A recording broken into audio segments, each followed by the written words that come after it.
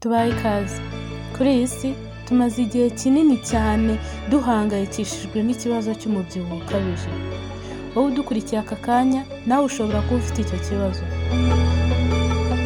Ubushakashatsi bwakozwe muri 2016 bwerekanye ko abantu biliyoni 1 na miliyoni 900 bari hejuru y'imyaka 18 bafite ikibazo cy'umubyibuho utangana n'uburebure bafite. Hanyuma abantu miliyoni 650 bakaba bafite ikibazo cy'umubyibuho ukabije ari cyo bita obesity. Uyu munsi tugiye kubagezaho uburyo wamenya ko ufite umubyibuho udakwiranye n'uburebure ufite, ndetse turababwira n'urutonde rw'ibyo kurya ushobora kwifashisha kugira ngo ubashe kuba wahangana n'iki kibazo cy'umubyibuho ukabije.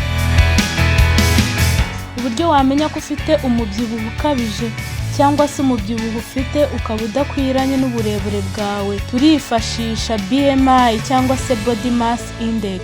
Ubu ni uburyo ushobora kwipima hanyuma ukamenya neza ko umeze neza cyangwa se ukwiye kugabanya umubyibuho ufite. Iyo BMI uzayipima ufashe ibiro ufite ukagabanya uburebure bwawe. Umubare uzabona niba ungana na 25 kuzamura ufite ibiro bikabije. Nugera kuri 30 uzaba waguye kuri cya kibazo cya obesity. Aho ngaho ni ukwitonda cyane. Niba wipimye ukabona 25 kuzamura uba ugomba gufata ingamba zo kugabanya ibiro ufite. Niba kandi wipimye ugasanga uri hagati ya 18.5 kugera kuri 24.9, aho ngaho rwose umeze neza. Icyo ugomba gukora ni ukuguma kuri iyo ritime kugira ngo utazazamuka. Ariko nanone niba wipimye ugasanga uri munsi ya 18.5, aha ngaha uba ufite ibiro bidahagije. Aha naho uba ukwiye gufata ingamba z'uburyo wakongera ibyo urya kugira ngo ubashe kongera ibiro. Ko nanone ibiro bidahagije nabyo ni ikibazo. Ubwo rero wowe udukurikiye umenye neza uburyo ushobora gupimamo ibiro byawe niba bijyanye n'uburebure ufite, ukareba niba ushobora kuba wafata ingamba cyangwa se niba uri kuri ritime nziza. Ariko kandi niba usanze utari kuri ritime nziza, uri kugenda ugana mu byago byo kuba waba obese cyangwa se wagira ibiro bikabije, hano twaguteguriye ibyo kurya ushobora kuba wakwitaho mu ifunguro ryawe rya buri munsi ukabasha kuba wata ibiro.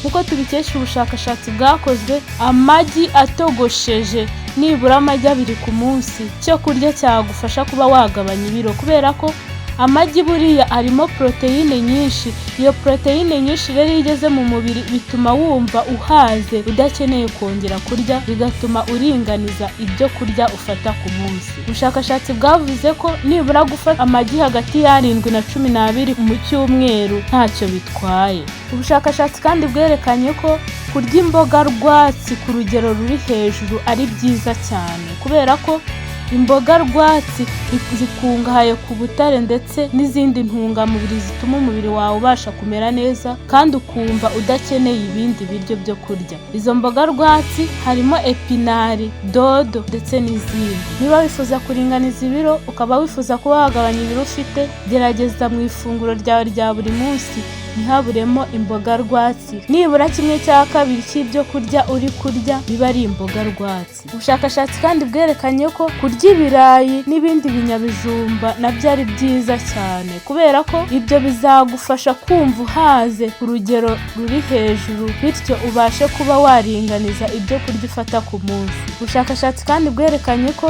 kurya amasupu ari byiza cyane mu gihe wifuza kuba wagabanya ibiro. Amasupu ni icyo kurya ushobora gufata gake gake, bityo bigatuma wumva uhaze udakeneye kugira ikindi kintu warya. Ubushakashatsi kandi bwerekanye ko avoka burya ari nziza ku bantu bifuza kuba bagabanya ibiro, kubera ko avoka igizwe n'amavuta meza atakwangiza umubiri, ndetse avoka ikaba ifite ubutare butuma wumva uhaze.